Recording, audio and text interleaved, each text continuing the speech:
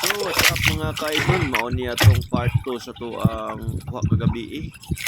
So mao na niya tong update sa tong kuha tanan nga isa ka baldi. So visual ka to. Mao niya na tong kuha paldo na punta. So nakagrasya na po. So nawa ang visual mga kaidol.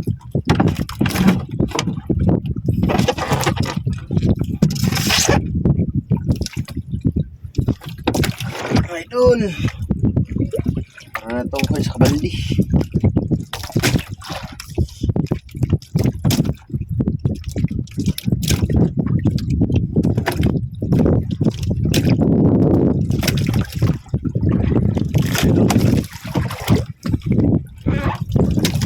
Itong isda karon.